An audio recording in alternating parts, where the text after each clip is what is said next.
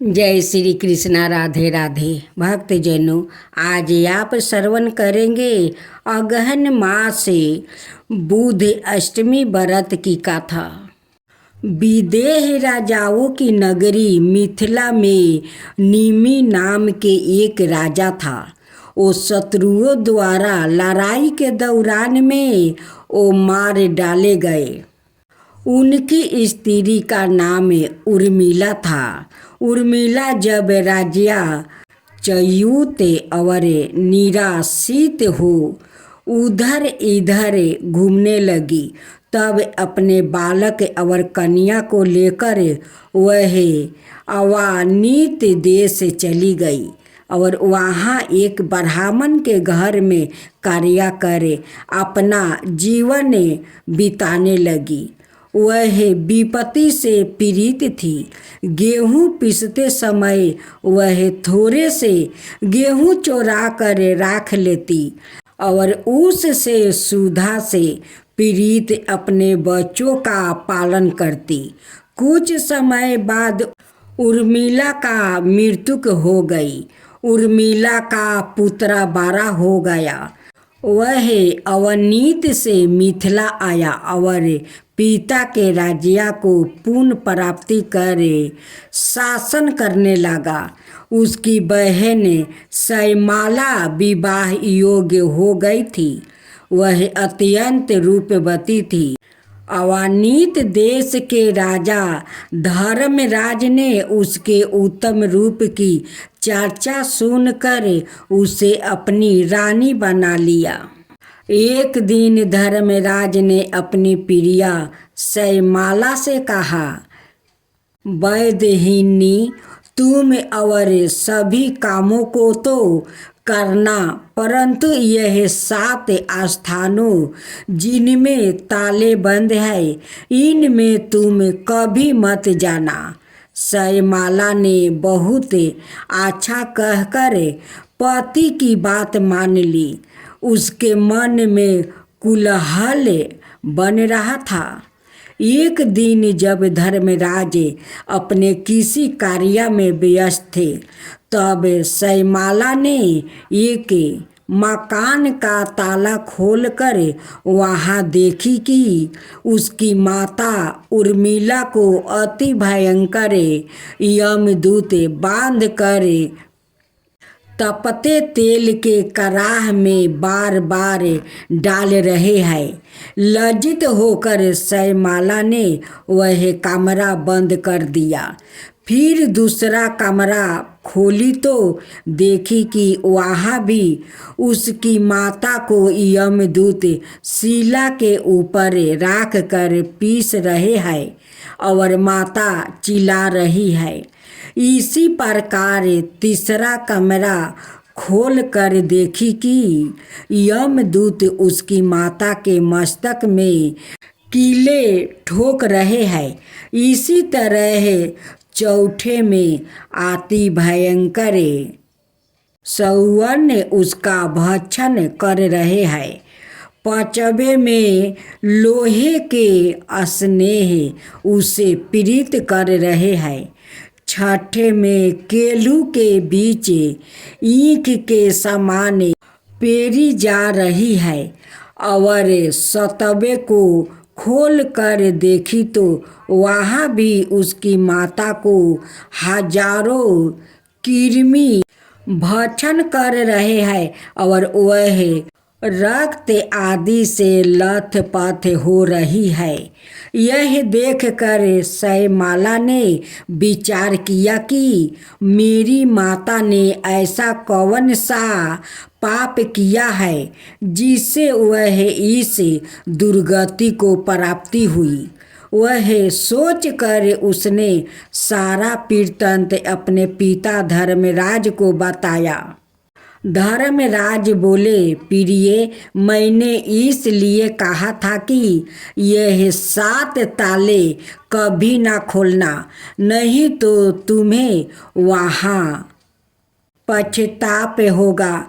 तुम्हारी माता ने संतान के स्नेह से ब्राह्मण के खेत से गेहूँ चोराई थी। क्या तुम इस बात को नहीं जानती जो तुम इस बात को मुझसे पूछ रही हो। यह सब उसी कर्म का फल है। ब्राह्मण का धन स्नेह से भी भक्षण करे तो वो 7 कुल अधोगति को प्राप्ति होते हैं, और चोरा कर खाए तो जब तक सूर्य और चंद्रमा और तारे हैं तब तक नरक से उद्धार नहीं होता। जो गेहूं इसने चोराया था वही कृमि बनकर इसका भक्षण कर रहे हैं। श्यामला ने कहा, महाराज, मेरी माता ने जो कुछ भी पहले किया है वह सब मैं जानती हूँ। फिर भी अब आप कोई ऐसा उपाय बताइए जिससे मेरी माता का नरक से उद्धार हो जाए। इस पर धर्मराज ने कुछ समय विचार किया और कहने लगे, प्रिय, आज से 7 जन्म पूर्व ब्राह्मणी थी। उस समय तुमने अपनी सखियों के साथ जो बुध अष्टमी का व्रत किया था, यदि उसका फल तुम संकल्प पूर्वक अपनी माता को दे दो तो इस संकट से उसके मुक्ति हो जाएगी। यह सुनते ही श्यामला स्नान कर अपने व्रत का पूर्ण फल संकल्प पूर्वक माता के लिए दान कर दिया। व्रत के फल के प्रभाव से उसकी माता भी उसी क्षण दिव्या देह धारण करे विमान में बैठकर अपने पति सहित स्वर्ग लोक की चली गई और बुध ग्रह के समीप हो गई। यह व्रत अपनी संतान को अपनी माता के लिए रखना चाहिए। इस व्रत को रखने से धन धनाय पुत्र पुत्री दीर्घ आयु और ऐश्वर्य मिलता है। बुधवार व्रत की कथा। बुधवार व्रत के दिन एक व्याकृत अपनी पत्नी को विदा करवाने अपने ससुराल गया। कुछ दिवस रहने के पश्चात उसने सास ससुर को अपनी पत्नी को विदा कराने को कहा, किंतु सास ससुर ने बड़े मिन्नती भाव से कहा, आज बुधवार का दिन है, आज के दिन गौना नहीं करते। उस व्याकृत ने किसी की नहीं मानी और जरूरी कार्य होने की बात कहकर उसी दिन अपनी पत्नी की विदा करवाकर अपने नगर की तरफ चल पड़ा। रास्ते में उसकी पत्नी को प्यास लगी तो उसने अपने पति से कहा, मुझे प्यास लगी है। पति लोटा लेकर गाड़ी से उतरकर जल लेने चला गया। जब वह जल लेकर लौटा और अपनी पत्नी के निकट आए तो उसने देखा कि उसका हमशक्ल उसकी पत्नी के निकट बैठा है। उसने क्रोध में पूछा, तुम कौन हो? तुम मेरी पत्नी के निकट क्यों बैठे हो? दोनों में झगड़ा हो गया। दूर खड़े राजा के सैनिकों आए और उसके असली पति को पकड़ लिया और पत्नी को पूछा, तुम्हारा पति कौन सा है? पर पत्नी को कुछ समझ नहीं आया। पत्नी शांत रही। वह व्याकुल मन ही मन भगवान से प्रार्थना करने लगा, हे परमेश्वर, यह क्या लीला है? सच्चा झूठा बन रहा है। मुझसे कुछ भूल हुआ है तो क्षमा करे। तभी आकाशवाणी हुई कि मूर्ख, आज बुधवार के दिन तुझे गौना नहीं करना था। तुझे किसी की बात नहीं मानी। यह लीला भगवान बुद्धदेव की है। उस व्याकुल ने भगवान बुद्धदेव से क्षमा मांगा। कि तब मनुष्य रूप में आए भगवान बुद्ध देव अंतर ध्यान हो गए। पति प्रसन्नता पूर्वक अपनी पत्नी को लेकर अपने घर चला आया। दोनों पति पत्नी नियम पूर्वक बुधवार का व्रत करने लगा। जो व्याकृत नियम पूर्वक बुधवार की कथा पढ़ता है सुनता है उसको बुधवार के दिन यात्रा करने का दोष नहीं लगता। और जो जिस कामना से व्रत रखता है भगवान गणेश उसकी सभी मनोकामना वो पूरी करते हैं। काला अष्टमी व्रत प्रत्येक माह के कृष्णा पक्ष की अष्टमी तिथि को मनाए जाने वाला त्योहार काला अष्टमी व्रत जो कि भगवान शिव के ही एक रूप भगवान भैरव को समर्पित है। प्रत्येक माह में आने के कारण यह त्योहार एक बरस में कुल 12 बार और अधिक मास की स्थिति में 13 बार मनाया जाता है। काला भैरव को पूजे जाने के कारण इसे काला भैरव अष्टमी अथवा भैरव अष्टमी भी कहा जाता है।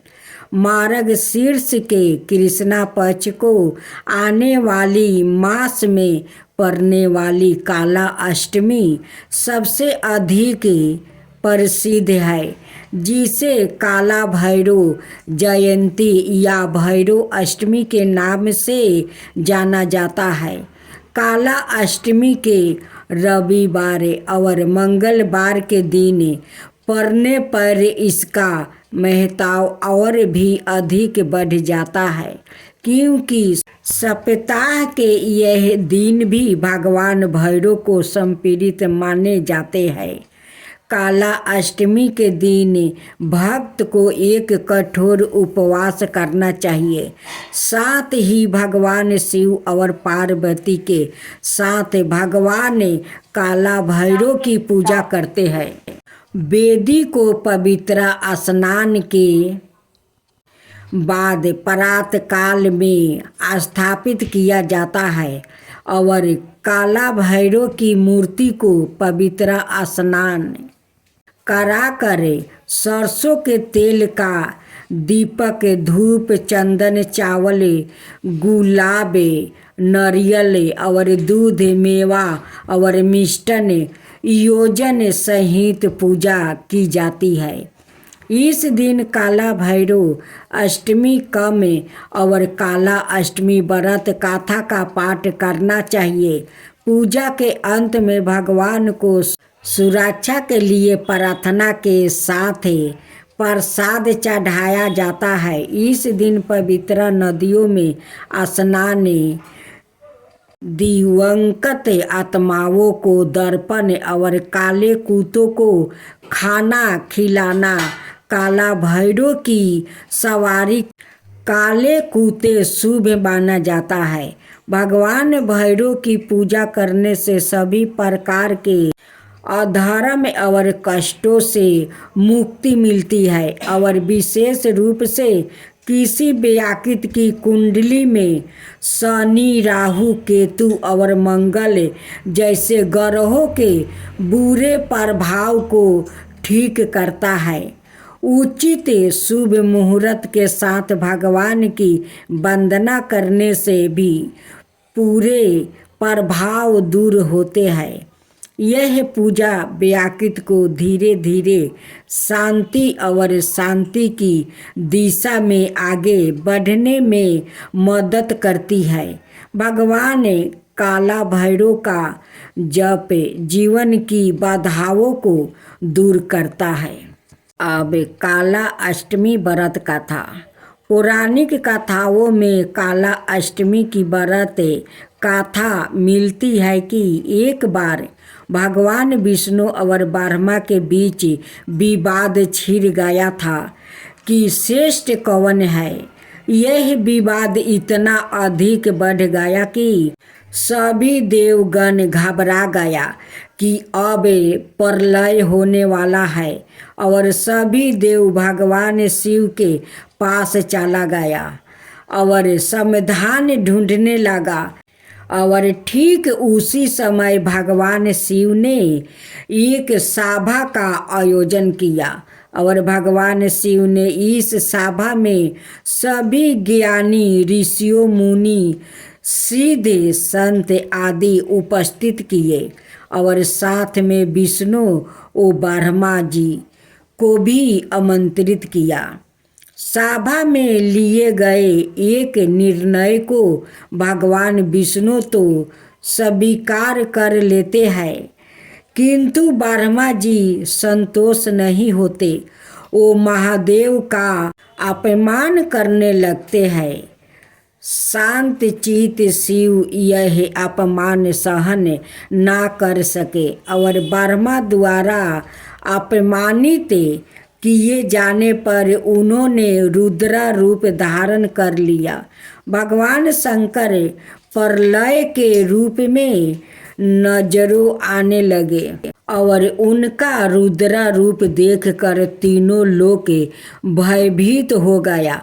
भगवान शिव के इसी रुद्र रूप से भगवान भैरव प्रकट हुए।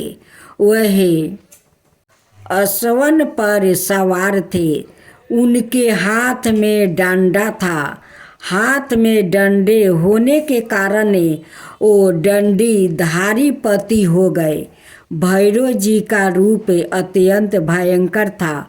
उन्होंने ब्रह्मा देव के 5वें सिर को काट दिया।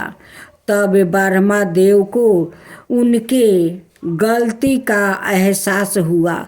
तत्पश्चात ब्रह्मा देव और विष्णु देव के बीच विवाद खत्म हुआ और उन्होंने ज्ञान को अजिरित किया, जिससे उनका अभिमान और अहंकार नष्ट हो। बाबा की आरती। सभी श्रद्धालु भक्त जनों को भोले भूतनाथ जी की आरती में स्वागत है।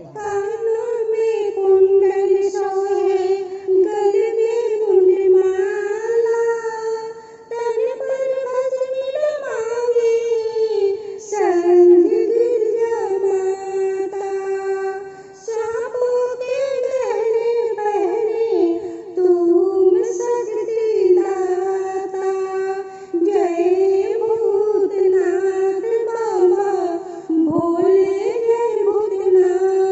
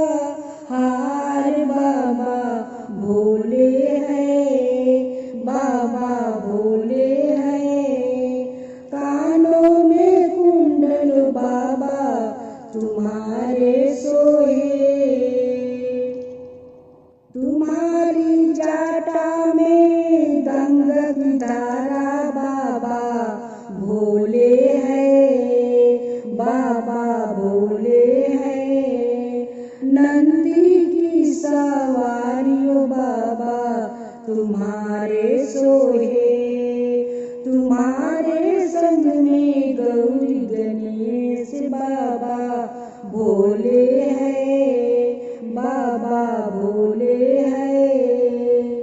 अक धतूरा खाओ बाबा, तुम्हारे भोग लागे हैं। भक्त मंडल बाबा ओ आंसू अरदास करो, महान दर्शन दिखाओ आज बाबा, दर्शन दिखाओ आज बाबा, दर्शन दिखाओ आज। बाबा भोले हैं, ओ बाबा भोले हैं। तो भंगिया पियो भरपूर बाबा भोले हैं, बाबा भोले हैं। तो भंगिया पियो भरपूर बाबा भोले हैं, बाबा भोले हैं। जय भूतनाथ बाबा भोले, जय भूतनाथ बाबा। तुमको निशिदिन धावते, तुमको निशिदिन धावते, सूर्य नर मुनि बाबा, सूर्य नर मुनि बाबा। जय भूतनाथ बाबा भोले, जय भूतनाथ बाबा। कर त्रिशूल विराजत अवरु डमरू बाजे, जाटा में गंगा की धारा, माथे चंदा साजे। जय भूतनाथ बाबा भोले, जय भूतनाथ बाबा। नंदी की सवारी सोए, नंदी की सवारी सोए, तन पर मृगा छाला, तन पर मृगा छाला। जय भूतनाथ बाबा भोले, जय भूतनाथ बाबा।